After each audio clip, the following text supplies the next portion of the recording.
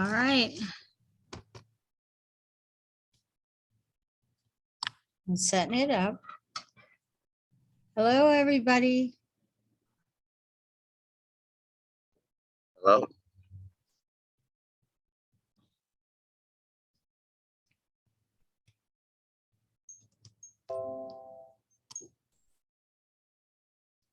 Okay.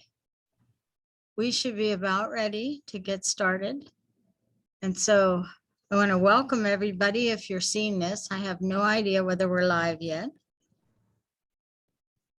You should have a button that says live. Okay. Did you see that, John? I see it come up saying meeting is now streaming live on All right, some so live hello, streaming. everybody, and welcome to our session. I just am so excited here to have a nice conversation. John and I are sitting outside on our porches, so we might seem a little dark, but we're enjoying the lovely weather today. And so I want to welcome everyone and thank you, John, for being here. Let me tell you a little bit about John. John is someone who came into my life when I was working as a volunteer coordinator for the Montgomery County Office of Reentry. And I heard John speak and I was mesmerized. John has this wonderful way about him of speaking, and this, he has something so special that I can just hear him talk for hours. So I've been able to work a little bit with John, and I really, really wanted to have him here to talk a little bit about himself. So John, why don't you introduce yourself the way you see yourself? The way I see myself. Hi, my name is John Smith Jr. I am the CEO, founder of MEOT Incorporated. MEOT is an acronym for Men Enlightening Use of the Day. I was locked up in '84, came home in 2003. And next year be 20 years home. What else you want? I was an athlete in high school. Growing up, I played the guitar. I love chess. I love reading. And I have a program that I put together. It's a curriculum dealing with addiction as well as prevention. And that's where we are now. You have questions you'd like to ask. I'm open and willing to answer. I mean, really, John, you know, like your journey is so fascinating. And, you know, like what to you is like the most salient and important parts of your journey? You came out of prison, but it seems to me like when I hear you talk, you made a lot of your transition, you know, while you were incarcerated, and had some realizations. So maybe you can start there a little bit. Well, I'm a firm believer that the lifestyle you choose to live when you get out of prison, you have to start while you're in prison. Transition is much easier, and that's what happened for me. You know, I made a conscious decision to be willing to change, and that willingness to change allowed me to be open. And by being open, I was willing to learn what I needed to learn in order to grow up. You figure a 25-year-old going to a maximum security prison had to grow up within a day. So with that in mind, it just became, I don't know, I just began to love the opportunity to learn and catapulted into what I am today.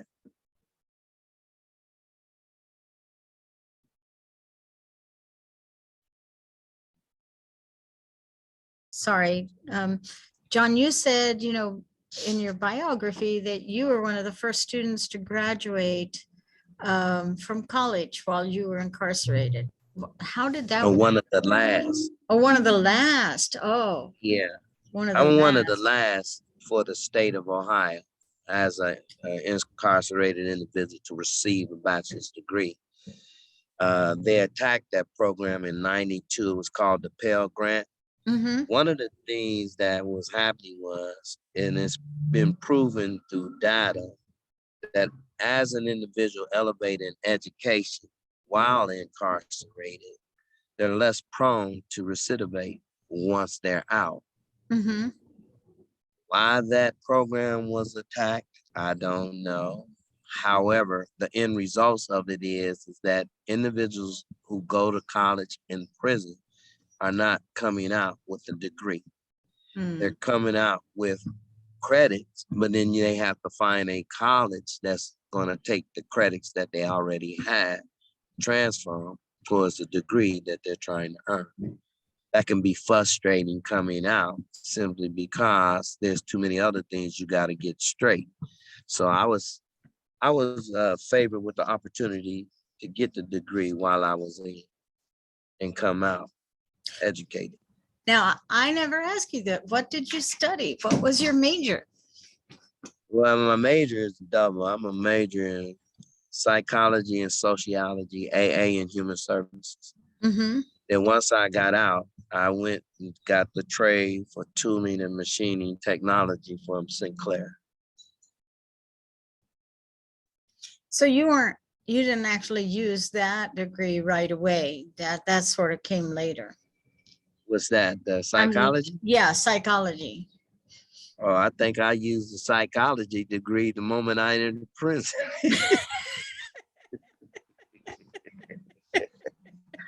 I just didn't have it. However, no, as one of the interesting things, let's say intriguing, was as I was studying psychology, I was actually in an environment where I could practice it.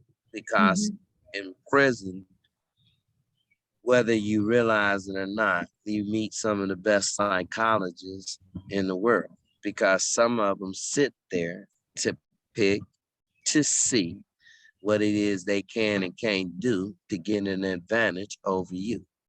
And so a lot of that was the psychology of mind games. You know, it's an interesting environment to survive in, but you learn. And as you learn, depending on the individual, you decide how you're going to go about navigating your way through that environment. Mm-hmm. Mm-hmm. I had many challenges. I mean, And I I refereed have basketball. heard, how you used humor, I think you've mentioned. Yeah. So give us an example of that. Well, I refereed basketball and football all while I was locked up. Mm-hmm. So just imagine how many times I was told I was going to get beat up or somebody was going to kill me or something like that. In the beginning, I think I took offense to it. And I don't know where I got the idea. Could have been spiritual. But I started using humor.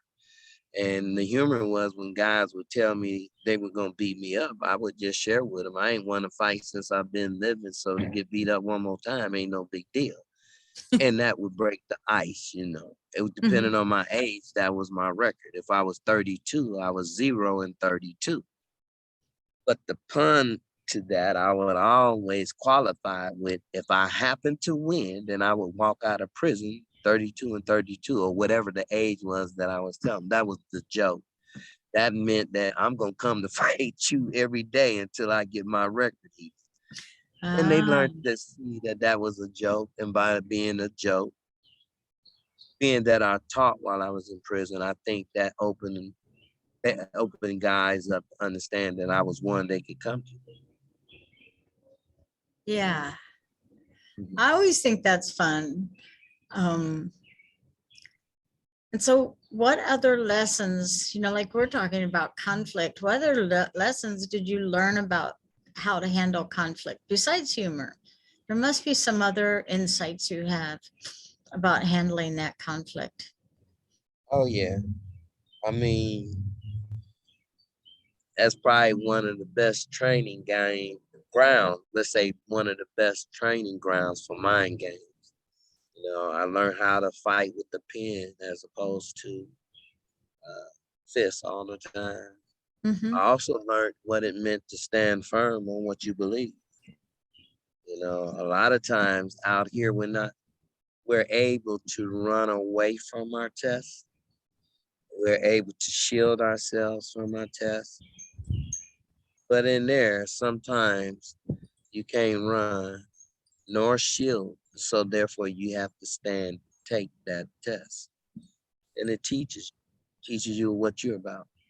Now, also, one of the challenging things about that environment is depending on the individual, depending on the age you go in, that can lock you into a time cap. Because a lot of times young men go into that situation, they become more focused on surviving at the moment while they're there, not thinking of what you're going to do once you get out. And that can be a challenge for a lot of individuals once they get out, because now you're out with all the distractions and still trying to figure out how are you going to stay out or what it is that you're going to do.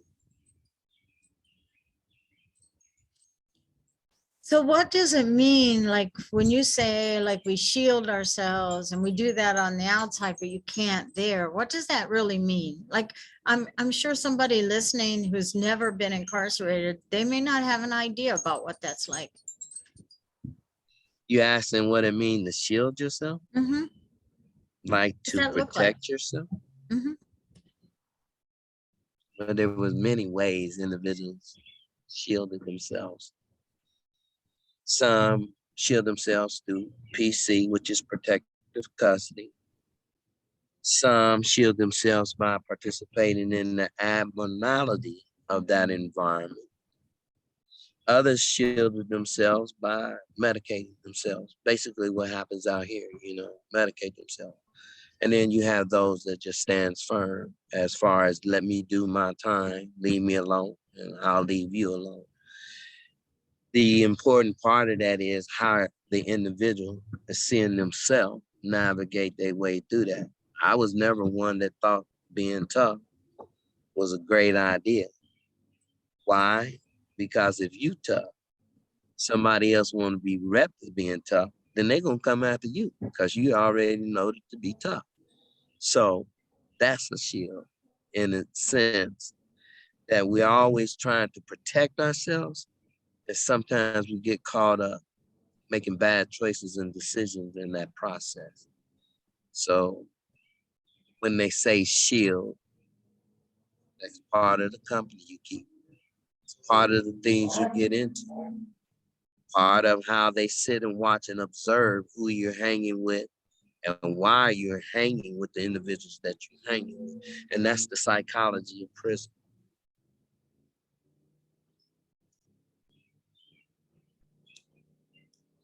I don't know, I'm hearing a lot of cars and I never hear cars out here. It's interesting. So I apologize for the background noise. Um,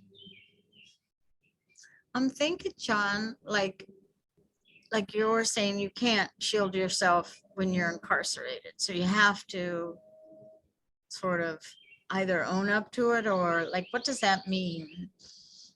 And then I want to ask, like, okay, now how do we learn from that? Well, when you say own up to it, what does that mean? That means not letting my mouth write a check that my body can't cash, so to speak. What I learned was language becomes important, you know. And when I teach, I challenge individuals to elevate the vocabulary, because when you elevate your vocabulary, you elevate your mind, your options, the repertoires of things you can and can't do, or responding to things become wider and greater.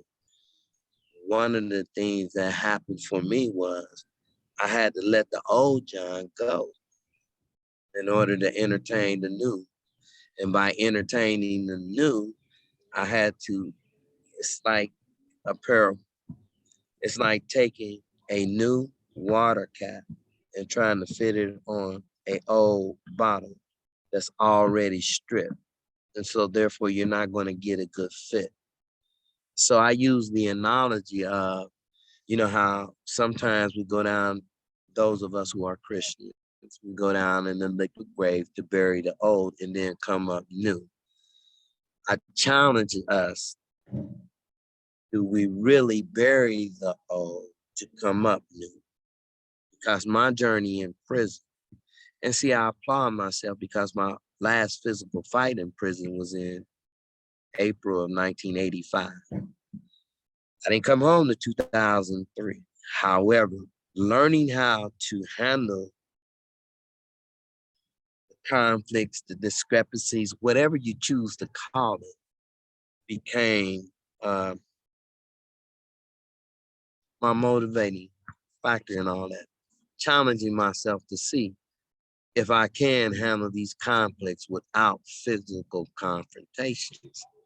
And that's where the vocabulary, the dialect became important. You know, I don't have to use a lot of profanity to get my message across. However, I need the words to get my message across. So if I'm not elevating my vocabulary, et cetera, I'm not learning those words. And if I don't learn those words, it's easy to frustrate me in the midst of conflict. I was taught that by playing chess. And you played a lot of chess, I think. Oh yeah, I mean, one of my hustles in prison was chess. And I was good at chess. I was so good that guys couldn't beat me unless they took my knights off the board. And for those who don't know the game, just follow along with the principle. So the guys started learning that if they take my knights, which is a major piece. Sorry about that. I'm outside too. But I if they know. take my knights, they would have an advantage to beat me. And so I started noting that guys would stand to the side and they would chit chat, and then they come out and then they would beat me. And I started noting that they would sacrifice pieces to get my knight. And so I started getting upset behind that. And it was an older guy. And thank God that it was this older guy that understood I was just a young dude in my emotions and my feelings at the time. I went off on him. Because I was mad at these dudes because they learned how to beat me by taking my knights. So when he called me altruist, I flipped. I cussed him out and everything. The interesting thing about it was the whole time I was flipping on him, he was standing there smiling. He was laughing at me. And then finally, when I came out of my feelings, he asked me, he said, "Do you know what it means?" I said, "No." He said, "Go look it up and then come back and talk to me." And it was interesting because altruist means to give freely from the heart without any expecting anything in return. And when I came back to talk to him, he shared with me he had seen me give an old man a pair of shoes. And when he came back to give them to me, I told him to keep it. That broke the ice because then now I started listening to him and he started teaching me the lessons in life. Like he said, well, if they beat you with your knights, learn to use your other pieces just as good. So now the preparation was learning how to use the other pieces. Oh, that's communication. That's visualizing what it is I'm trying to do. That's taking a thought and now putting that thought into play. So those were the things that I use as a training ground for what you get today. Yeah. That's so interesting. I'm thinking also like you had a lot of lessons and you said, so after 2 years, 2 years in, that was your last fight. It was actually, yeah, I got there January 2nd of 85, February, March, May. May. Okay, not even Yeah. that. Yeah, just a few months. So you were a Yeah. fast learner. I had to become a fast learner. You know, it was one or two ways you want to do that, especially at that time and being that young. I Mhm. mean, 25-year-old man going in confused anyway. You telling me you gave me time, I can't even see a light at the end of that tunnel. So now you asking me to do time, okay. But the amount of time you're asking me to do, I can't see how I'm going to survive this. Now, this is where, when I do presentations and things, this is where I share with them about God. My sister used to come, bless her heart, to Lucasville, and she would be telling me about this egg. And I'd be like, Cynthia, what the egg got to do with anything? However, what she was doing was introducing me to the Trinity.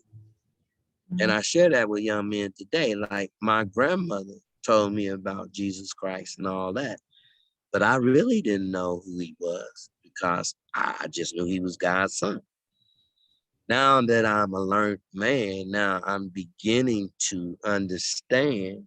Now I understand what my grandmother meant when she said, I'm praying for you.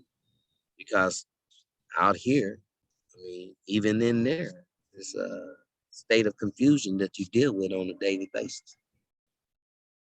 So that's how I dealt with it. So you had, I mean, very fortunate you had someone help you through chess to start leading you in a way. Were there other Yeah. people who were role models for you? Oh, yeah.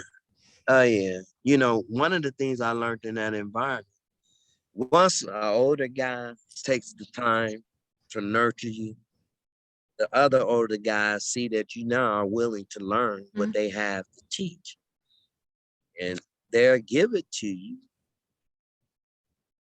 They'll give what they have to teach to you. It just depends on how willing the individual is on receiving. Yeah. Because sometimes you be tested. That's just the nature of the beast that you deal with in that environment. And if you can't pass the test, then it's a failure. And sometimes in the failure of a test leads to those consequences that can really mess you up coming back out here.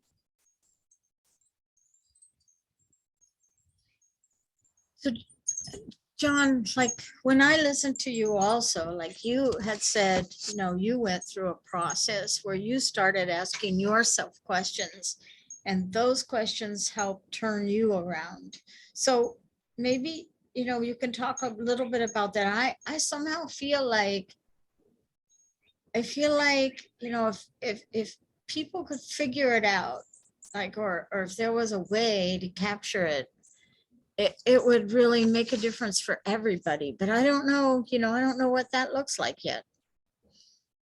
If it was a way to capture what? The change? Questions and the way that you go about changing oneself. You know, what are the questions people should ask themselves? Like, what did you ask yourself? Well, the first question I had to ask myself was I really what I was calling myself? That's So it's a what were joke, you but calling yourself? I went in calling myself a man. Ah. And the question became, well, what is a man? And then from there, I was defining things as a man, but those things I was defining as a man, I couldn't do in there. I couldn't take care of my kids or family out here because I'm in prison. I couldn't work and survive out here because I'm in prison. So then the question became, if you can't do the things that a man is supposed to do, then what makes you a man? So I had to start to ask that self and then answer that question. Now, the incident of the last fight catapulted all that. I don't know if the people who are on here understand what solitary confinement is. After that fight, I did 3 weeks in solitary confinement. Now, imagine this. I'm just coming into the prison. I am just getting to know what prison is about. And here I'm struggling with trying to identify who I am and what I am. So a word led to a word that led to a physical altercation that led to the COs, which is the corrections officers, hitting me in the head with the stick. Their justification was they couldn't pull me off the guy that I was fighting, and I was actually trying to choke him out. So sitting in solitary confinement, I had to ask myself, John, you was trying to kill that man with your bare hands. What's up with that? And I had to ask myself, what is it you believe? Then I had to ask myself, if it's what I believe, then how am I applying it? Those were the questions in solitary confinement that catapulted the growth that I needed. And this was the main question. Can the new John birth with the old John living? And I had to answer that with a no. I had to kill old John. Had I not killed old John, then he would always get in the way of the new John birthing. And that's something I share with people today. If you don't open up and allow yourself to try something new, then how do you know your way is the right way or your way is even working for you? So that's where we get into, the philosophies of life. And I'm not gonna deny it.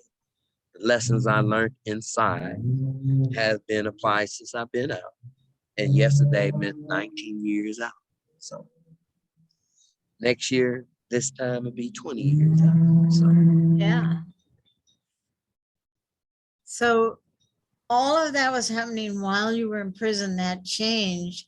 And like, did the old John just die just like that and the new John appeared, or was that a process? Did that take more years? well, it was probably a process.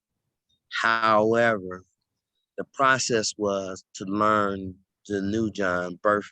I had to kill the old John immediately. This is why, as long as he lived, he never allowed the new John to birth because he would always get in the way. Now, that's might seem like, well, what is he really saying? Yeah, that's what What I I'm want to ask. well, what I'm sharing with individuals is we can talk ourselves into a change. I can say I'm going to change. I can sit there and tell you I'll do it tomorrow. I can sit there and tell you it'll be next week. No, what I had to learn was once I said I was going to change, I had to take that step immediately. Here's the reason why. When we talk about a change, we're talking about a new experience. We're talking about everything becoming new.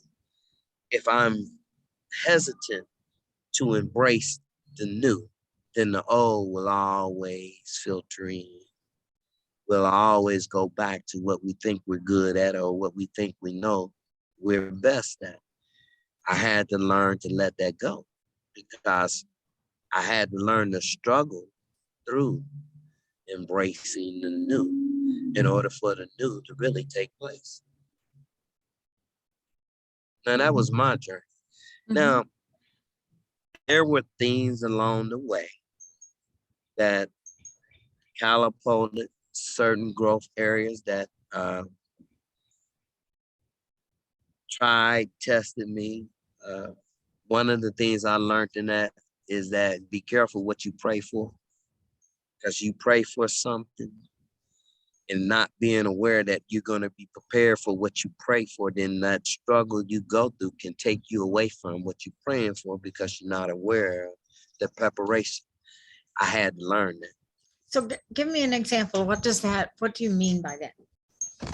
Okay, like in 97, when I went to the parole board, I had completed everything that you could probably complete in prison, but they still gave me 10 years and they didn't give it to me face to face.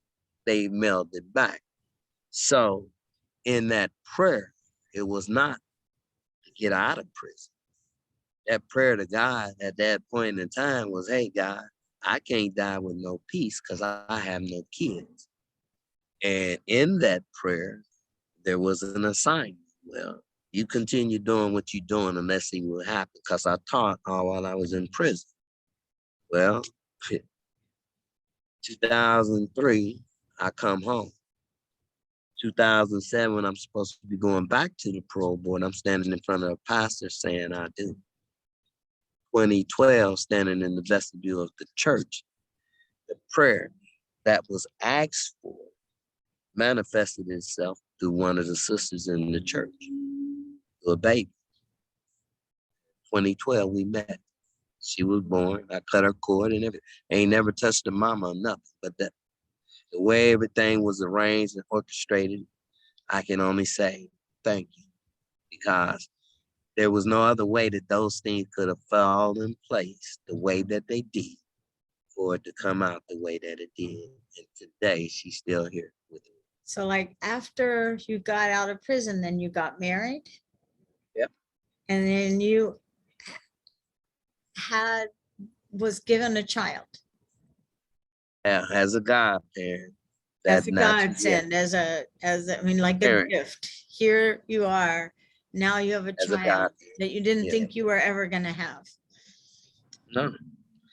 I was 45 when I came home. Let's just think about that. Mhm. Here I am, 45, coming home. I probably had to date maybe 2 years, 3 years. That's 48. If we get a child, I wanted to get married. Then you're talking about 50, 51, 52 before I have a baby. And that baby be 10 years old. I'd be 62 years old.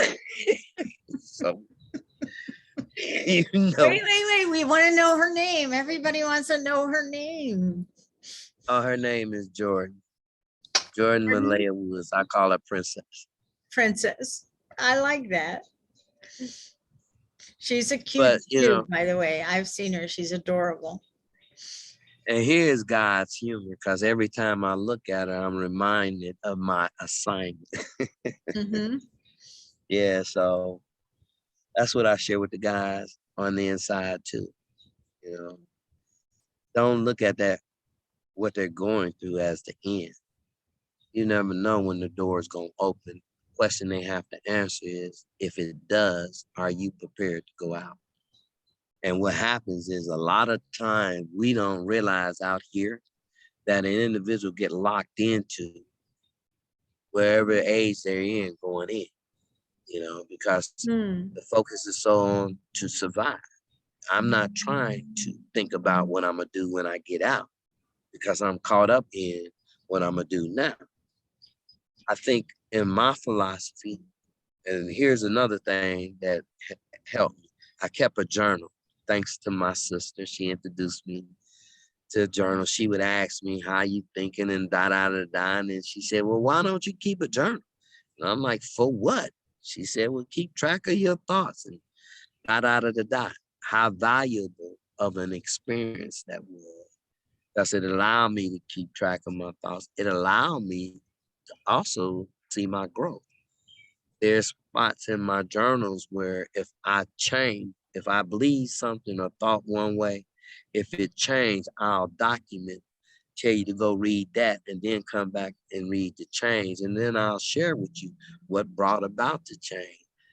By doing that, that allowed me now to view things not from a right or wrong perspective, but more of, am I consciously making choices and decisions that's taking me where I'm wanting to go? What is my vision in life? Mm-hmm. My choices and decisions taking me. That's where me I came from. And that's where you turn 180 come from. And are you still like journaling? Yeah. Yeah. I still journal. Yeah. Here lately, I've been somewhat distracted. There's some things going on that's got me kind of distracted as far as my journaling and stuff, but I do keep track of thoughts. And the reason being is for, I don't know, we all need a way to be able to measure whether or not we're balanced. Mm-hmm. And mine is to go through my journal, read, document if I'm thinking about something, something's bothering me, write it out. See how Hello, Vicky. Hi. Hey, Hi. Vicky, how you? All right. Welcome. Thank you. So we're here talking to John. You probably know that. Yeah. Do you want to introduce yourself real quick? No, I'm just Vicky. Okay. Listening All right. and learning. I'm just listening and learning. I always like to listen to John, and I learn something every time. That's what I said. Listen and learning. Yes. Yes. So, Thank John, like you created this MIAT curriculum, and that you created while you were incarcerated, but you used it now. You've rolled it out and you're using it. So tell us a little bit more about that. What is it and what Well, does it do? I was born from a program that I went through. It was called the 7-Step program. And what I liked about the 7-Step was the 7 steps, because the 7 steps go like facing the truth about myself and the world around me. I decided I needed to change, realizing there's a power from which I can gain strength. I decided to use that power, evaluating myself by taking an honest appraisal. I examined both my strengths and my weaknesses. Endeavoring to overcome my weaknesses, I enlist the aid of that power to help me concentrate on my strengths. Let's see. Decided that my freedom is worth more than my resentments. I am using that power to help free me of those resentments. Observing that daily progress is necessary, I set attainable goals, work towards each and every day. Maintaining my freedom, I pledge to help others as I've been helped. And those steps right there led me to Mia, because here was my question. As I was journeying through that environment now, recognize I was a young man, but I was standing in the corridor one day in Lucasville, and I said to myself, wow, these guys are getting even younger coming in. So the question became, what was going on that guys would get out and come back, and I still hadn't got out? So I had to ask myself that question, what was going on? And a lot of times I would even ask them, what was so scary out there that you would rather come back in here and spend time with me? And the common answer was, man, you just don't know what it's like. You ain't been out there. They got traps for you, et cetera, et cetera. What that shared with me was, if I didn't have an ideal vision, goal, or anything that I was going to work towards, then I could easily have gotten caught up in the traps out here, trying to put something together. Because trying to put something together amongst the other distractions that an individual have to go through can be very challenging for an individual coming out of an emotional roller coaster. And that's what prison is about. So that's what it did for me. I don't know if I answered your question. So what kind of questions do you ask people in your curriculum? One of the things we ask is, what's the main task in life? And a lot of times in that question, people will answer, well, it's to survive, it's to do this, it's to do that, which is true. Me, I do not say or suggest one way is right or wrong. What me, I ask is, the choices and decisions that you are making, are they leading you to where you're trying to go? With that question, now we have to ask, well, where am I trying to go?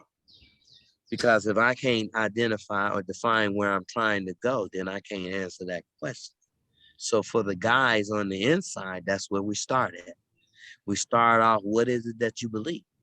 Not so that it's right or wrong. However, your beliefs allows you or becomes your filter and how you're going to make choices and decisions moving through the world, especially in prison, navigating your way through prison. So when they learn that, they come to understand that, then they embrace the new way of thinking to get through that. And Miss Ward, Vicky Ward, who I can't see, if you want to show us what you look like, you're welcome to. But if you have any questions for John, jump in and ask one. I want to invite you to take part in the conversation with him. Oh no, I appreciate the invite, but I choose to listen. All right. Yes, This is your chance. Instead of him asking you a question, we get to ask him a question. Okay, Well, he's always flipping it back to me. He'll always say, when we're having a conversation, we'll say, well, let me ask you this. Right. right? That's John. It's let me ask Yes, you this. exactly. And then he'll ask you this question and then you have to think about it. Is it? That's what I did to me. Mm-hmm. Did that to me. Yeah. What else you want to know, Lisa? So you know, we're talking about that and like, okay, so these are the questions you ask. And then I mean, going back though too, what were the little changes that you saw in yourself? Like, how did you know, okay, now I'm doing the right thing. Now I'm going in the right direction. How did you get to know that? And how did you know you're going in the wrong direction? Like, what were your checks and balances? Good question. Good question. That is a good question.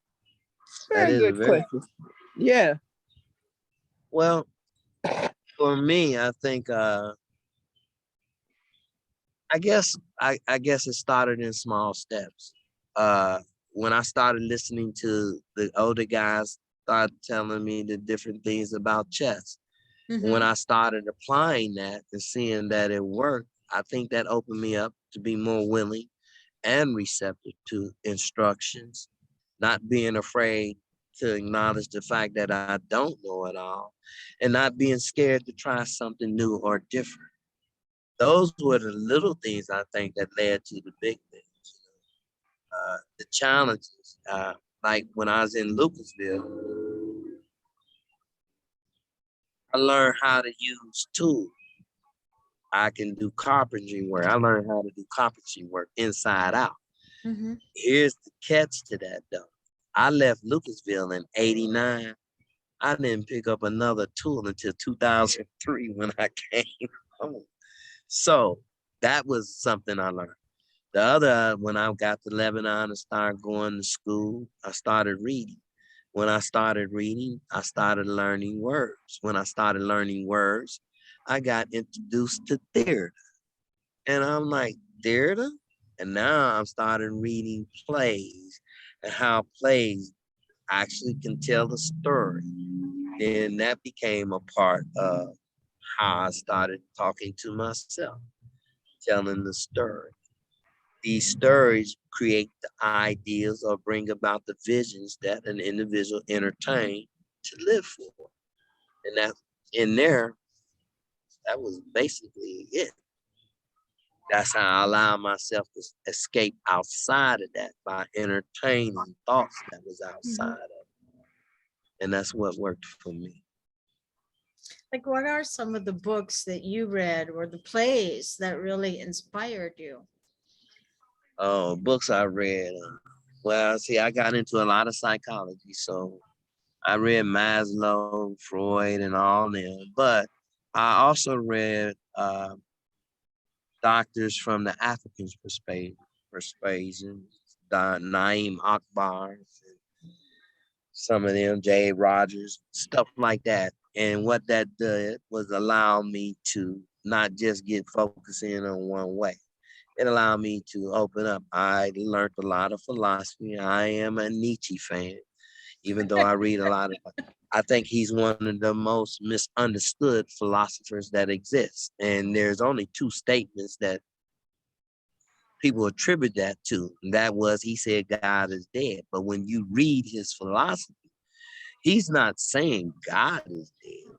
What he's saying is the God in man is dead because we don't treat each other as God has called us to treat each other.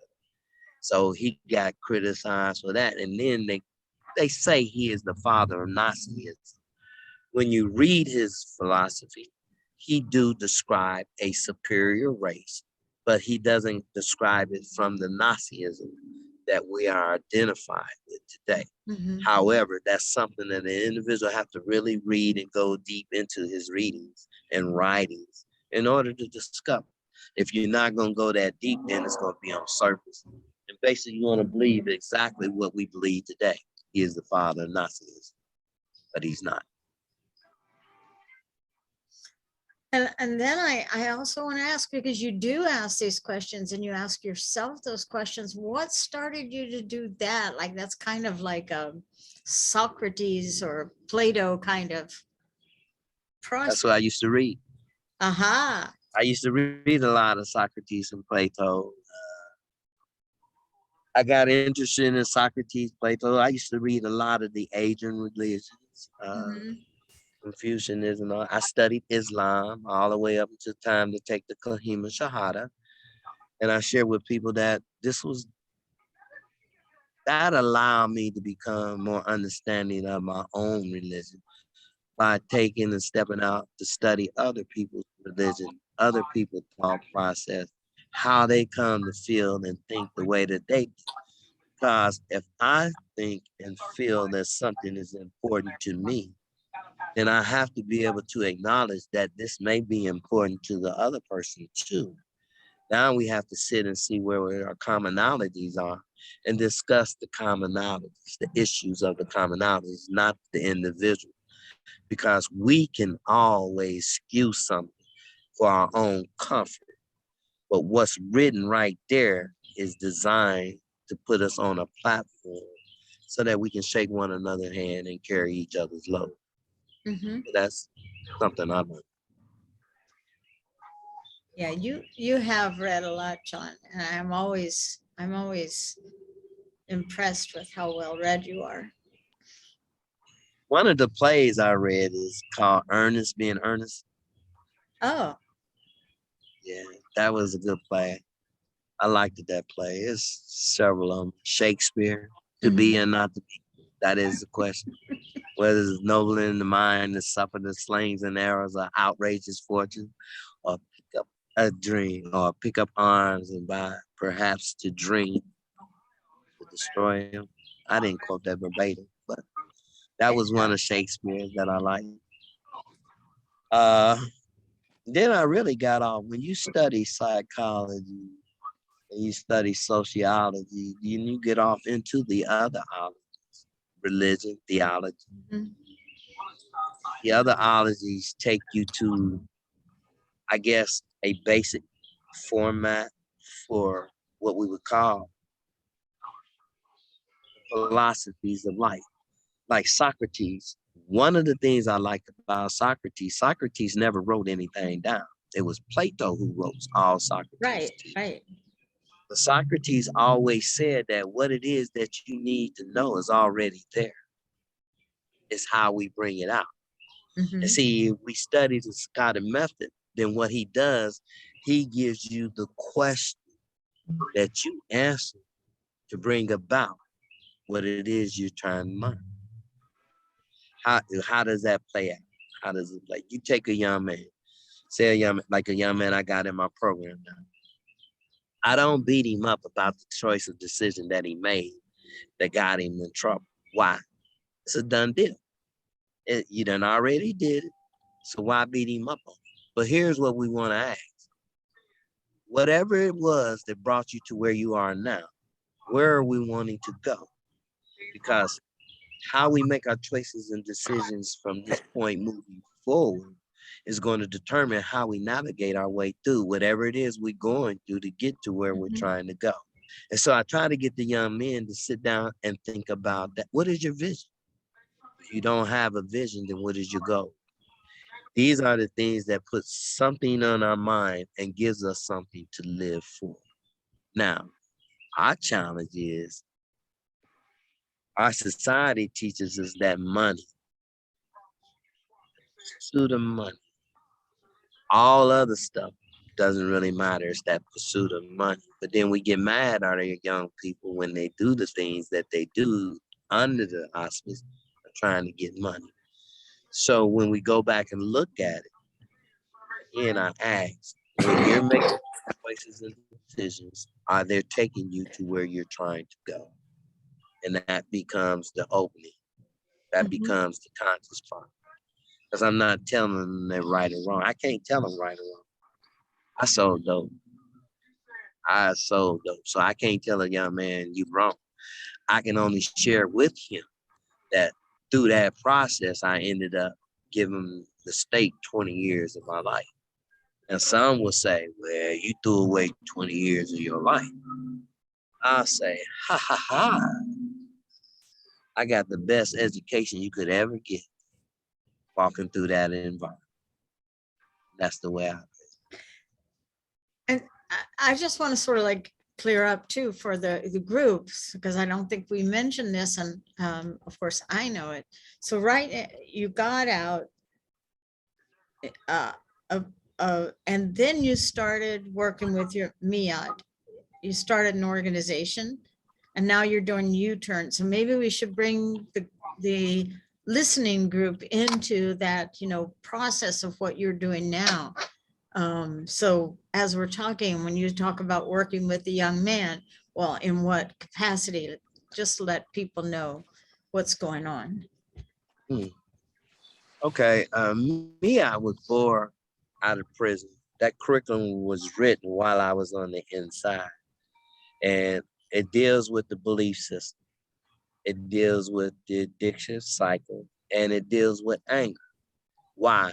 Well, one of the things that's intriguing, and it's even intriguing today, is when we ask a person what is a belief system, the first thing they'll throw at you is what you believe, which is true. It's what you believe. But Miat asked the question, how did you get there? U-turn 180 is the derivative of Miat, simply because Miat is inside the prison. That curriculum that's being taught inside the prison, somebody on the outside took an interest, liked it, sold it to another family service. They in turn wrote a grant, and the Adams board approved it. And now it's called U-turn 180 out here. What's the difference? The only difference is that out here it's used as a diversion program. Instead of sending them to prison, they'll tell them, look, you got to finish XXX within this year, and what we have on the shelf will be taken away. If you don't finish it, then you'll go back and do what's on the shelf. For the guys that's in me out on the inside, it's just an opportunity for them to get, let's say, information that allows them to start thinking of new ways, new patterns of thinking, new ways of thinking of how they're going to go about living their lives when they get out. So when we talk about our belief system, what happens out here, we want to condemn those who are incarcerated simply because they went outside of what we believe to be true. I won't disagree with that. What I'll ask is, what led up to that? This is how U-turn 180 now has taken place, because the judicial system now is defining a lot of the things that are happening as trauma. Trauma experienced in young age that never dealt with, that now creeps out in our older age, which now creates all those distractions and interferences for us to really make solid choices and decisions. So that curriculum is born out of a book by Dr. Carnes called Out of the Shadows. What he does with his book is called Out of the Shadows to deal with sexual addiction. The reason why I chose that model is when you look at addiction across the board, his model describes it, whether it's alcohol, drug, even a lie. You can be addicted to a lie, and the same components are in place. Fire start, a wife beating, domestic violence, all these components can be placed on no matter what it is that is disturbing, can be identified in this model. And that's why I chose them. Because I had to ask myself when I first read it, it says, what is a belief system? I said the common thing, it's what you believe. So he says, no, it's a set of rules, values, and myths that we operate on that become the filter in which we make our choices and decisions. So rules, values, and myths. So what does that mean? Okay, set of rules. It's interesting you said that, because I had a conversation with a guy who is a trainer for PNC, who was talking about, now they talk about hidden biases. I posed a question about prejudice. Well, hidden bias, prejudice, we all have it. It doesn't signal that it has to be a negative connotation. However, in America, if you're called prejudice, immediately we identify that as being racist. So what happens there? In the set of rules in our belief system, it can simply say that I operate based upon, if you call me out my name, I operate in a certain way. The other part of it is I like women, not real thin, but not real big. Somebody else might like big women. That's a set of rules. You see what I'm getting at? It was a rule when I was in the street. What you wasn't strong enough to keep was mine to take. Now a rule that I live under.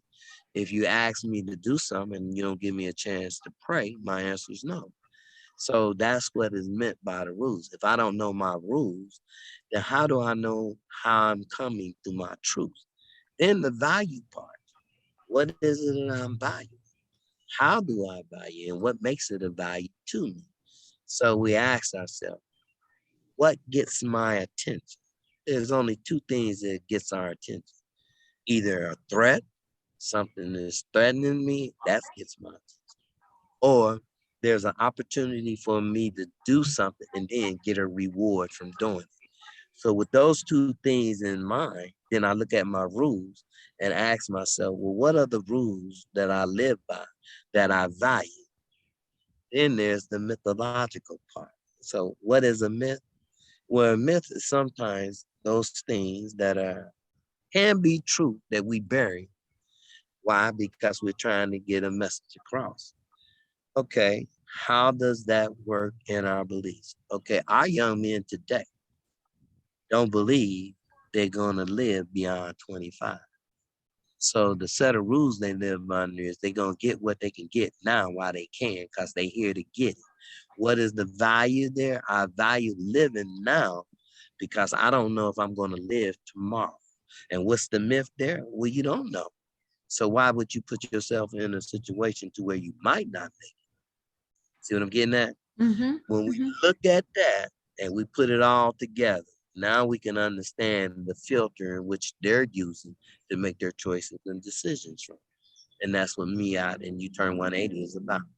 Asking you, are you aware? And is this leading you to where you're trying to go? That is so interesting. I like Yes. the way you've captured it. Yes, go ahead.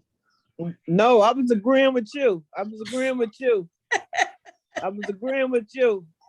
He's got an excellent verbiage. I mean, the way he explains and break things down, you can't help but understand it. It's like wow. And then it's puzzling. How do you remember all that stuff in a little bitty That's true. head? Yeah.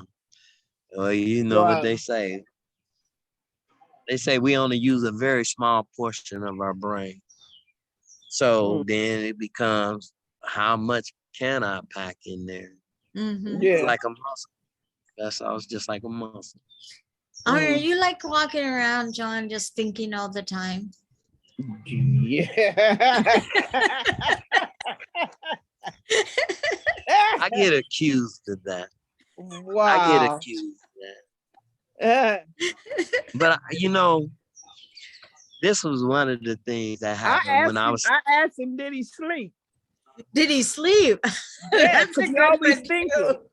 He's probably dreaming it too. How can you sleep? You always thinking. Your mind always going. Well, who was it? His name is spelled P-O-S-C. I call him Post. He's a philosopher. And what he says is that we have to learn to rest within the midst of the struggle. So when we're in our search for truth, we have to learn how to rest while we're in the pursuit or the search for the truth.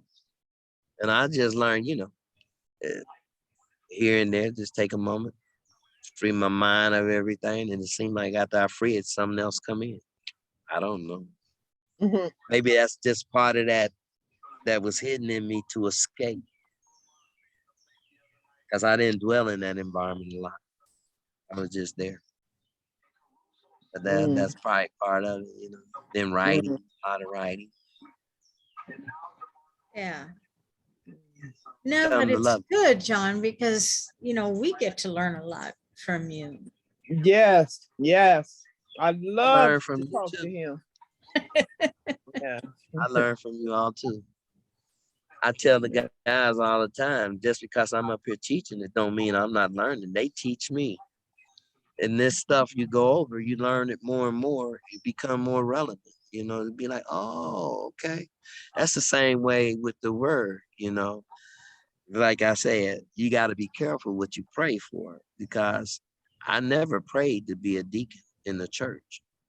However, when we talk about how do I know I'm moving in the right directions or whatever, Mm-hmm. I believe that my higher power, God, Jesus, has put things in place to let me know, yeah, you doing what I want you to do. It doesn't mean that there's not going to be struggles or trials and tribulations. It doesn't mean that there's not hard choices and decisions that I have to make. But what it does mean is that I'm not afraid to step out, because I have the faith. He done showed me. There was no way I walked through that environment the way I did without him showing. So what happens there is that when you get there and you do that, that becomes sort of like firm. You become firm. Once it's a done deal, once that choice is made, it's gone. It's dead. So you move on from there. For some people, it's hard to embrace that.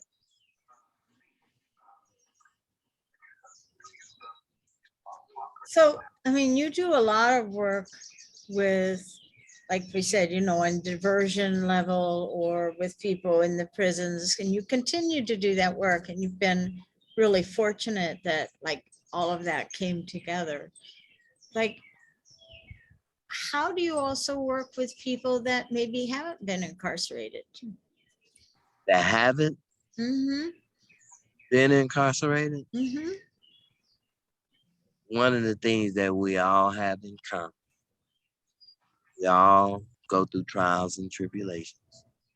There's struggles. No matter who we are, we have mental and spiritual and emotional that can interfere in our daily routines. So when we take that, when we look at that, nobody's different than anyone else. One may be incarcerated in prison in a facility, but another person could be incarcerated in their mind. Another person could be incarcerated, stuck on their past and how life was for them in the past. Mm-hmm. What I've learned over the years in doing this is just trying to find that common ground. And when we find that common ground, stick to the issue, not the person. Because Mm, when we get the person, we lose mm. focus on the issue. Wow. That's Mm.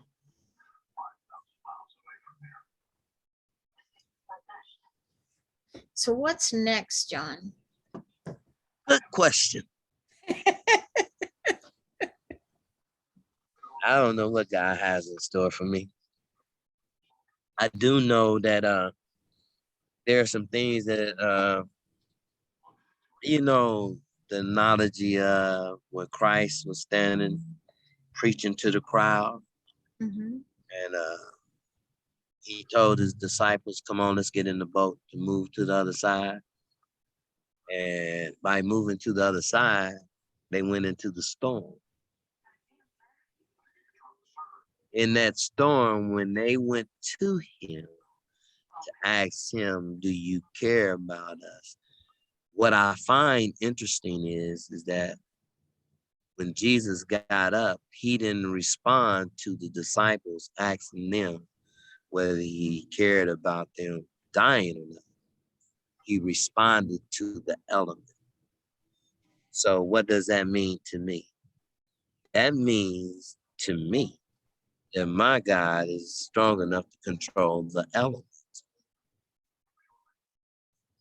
See what I'm saying? Mm-hmm. The elements. Peace What be is still. Peace be still. there you go. Yes. That's the elements. Yeah. So what I've learned to do is to keep that as my focus as I navigate my way through. I understand there's going to be storms, trials, and tribulations. I don't run from them. Why? It's been too good and has shown me too many times that he has blessed me with the strength to endure what I need to endure to persevere through it. And that's what allows me to work with other people, to sharing that. You know, that's, I don't know, maybe that boy, I don't know. Maybe that's part of his assignment. I don't know. Mhm. You gotta remember, I got hit in the head with a stick. Oh yeah, I knew that. That was what was wrong with you. I remember Yeah. now. Yeah. John was hit in the head, everybody. That's that explains everything. Yeah. It still might be a question that I really recover from it, you know. But I use it as humor. I use it as a humorous thing because it was an interesting thing that happened to me. I was young, thrust into maximum security, and I couldn't figure out, if I wasn't fighting the COs, then why did you hit me in the head with the stick? I couldn't figure that out. Actually, that was a lesson in itself, because what I learned was, when the prison does use of force, the sheriff of the county in which the prison is in has jurisdiction over the prison. So what I learned in that was, the sheriff told me, because when they brought me around, I did not walk in that room because I was a young black man and all of them were white, and we was down in Southern County, Ohio, Lucasville. But when that sheriff said, hey, I done seen you now, ain't nothing gonna happen to you now, then he got up and walked to me and said, young man, come on in. And he brought me in and he shared with me that if I felt threatened or anything, have my people call the sheriff in the county. That sheriff's get in touch with the highway patrol. They come in, pick me up, bring me back to the sheriff. And that's how it worked. The other part of that was, he said this to me, young man, if you in the jungle and you don't know the rules, can you survive? That was one of those, like, in the beginning step. You hit me with something and I'm like, what that mean? And then as you go through it, your lesson is learned. See what I'm getting at? Oh, that's what he mean. I know the rules, then I know how to fight. I know the rules, I know how to play the game. I know the rules, I know how to win at the game that's being played. That's how we live. What happens to us, we're not taught the rules. So, John, I mean, and you talk about then being a young black man in a white county, and, you know, I guess, you know, as I look at your journey, you've come from a place which was maybe more narrow in scope, in way of thinking, to a place that's much broader, and you're interacting with a broader range of people. You've opened yourself up to that. So what lessons are you learning from that? I don't know if that's, I'm kind of struggling with how to ask this question. Okay, ask the question again. I'm like, okay, so what are you learning from this, like, much broader, like, you are in a range? I mean, would you say, maybe first I should ask, you know, would you say that you have a broader range of people around you, who are different than, you know, than before?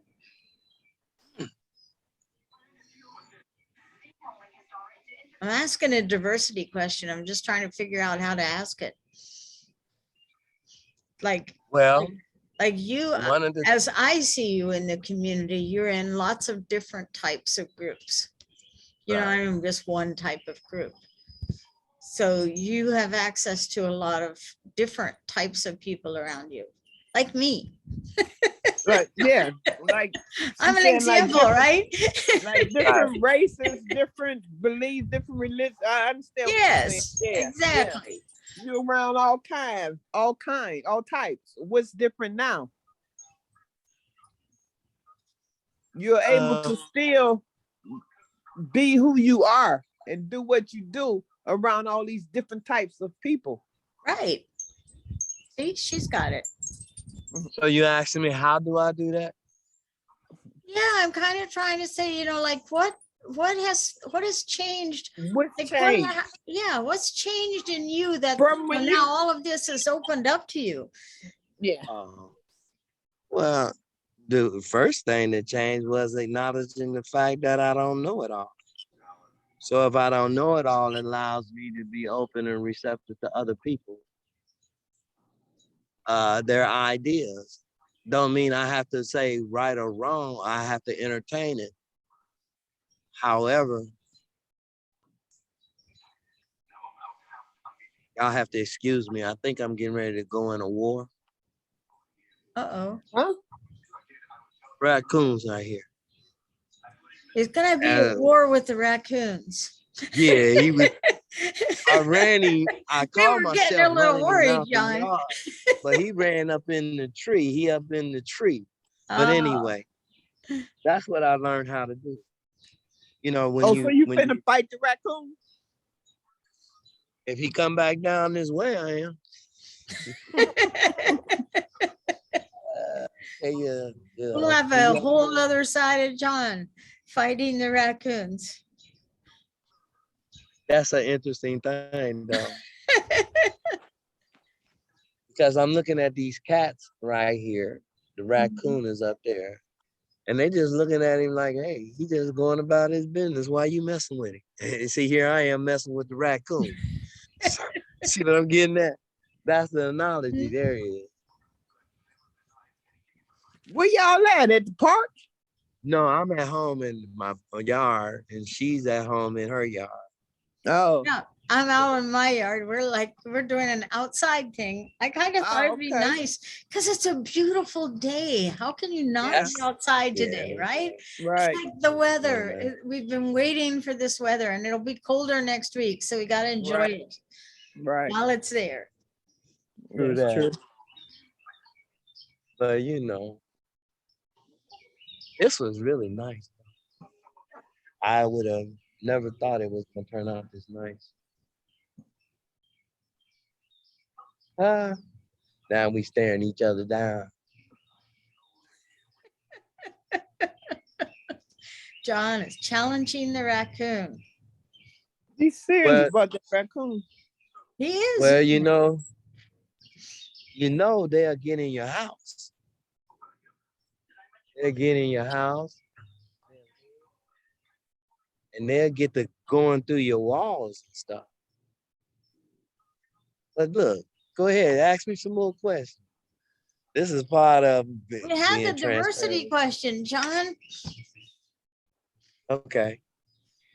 How do you deal with the wouldn't you say that you have a lot of people around you who respect you and who admire you, you know, and that in itself is some, you know, big deal because not everyone has that.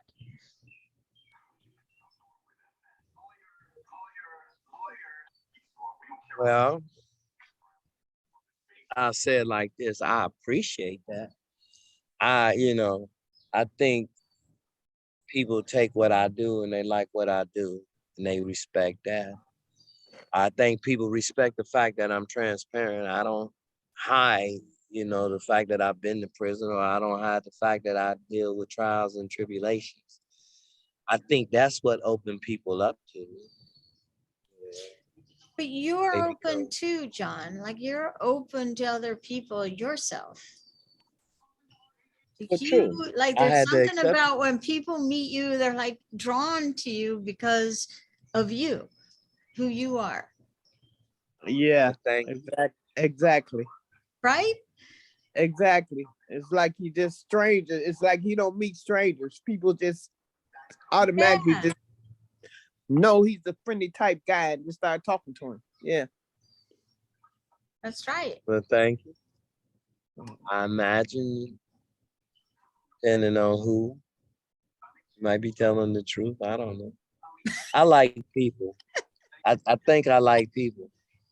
And even when I was in prison, I never shied away from sharing with the young men. I never shied away from being taught something. So I think that may have opened me up to not have what they would call those stern biases where because of who you are. The other part of it was being a teacher or a facilitator of information. I had to learn how that everybody don't think, everybody ain't gonna receive things the same way. So I may say something and somebody might disagree with it because it may not be what they think. And so I had to learn to accept that. I had to learn to also accept the fact that I won't know if my way is right unless I try another way. I had to learn to accept that. So by doing that, you listen to other people, that probably opens other people's eyes up to give you respect or at least, I don't know, acknowledge you. Or maybe it's my bald head and beard. I don't know. That was it. Now we know I the don't secret. The secret is a bald head. I think bald I'll have to head shave and the my beard. head. Hey, I don't know. I really don't. I don't know either. I just like, I know that it's difficult. There are fewer people are able to feel comfortable in all the different places. And you Uh, have a way of really being able to feel comfortable wherever you are. well, thank you. And part of that probably is God. Mhm. He done put me in some situations that, I had to ask him, why you do that? And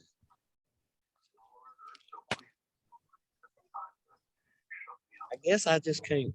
I'm a firm believer that long as I'm being faithful, he's going to be faithful. And whatever I encounter, I'm going to get through it.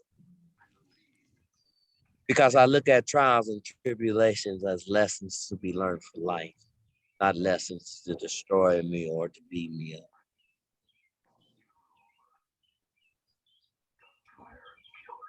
It's sort of looking like kind of clear out here now, huh?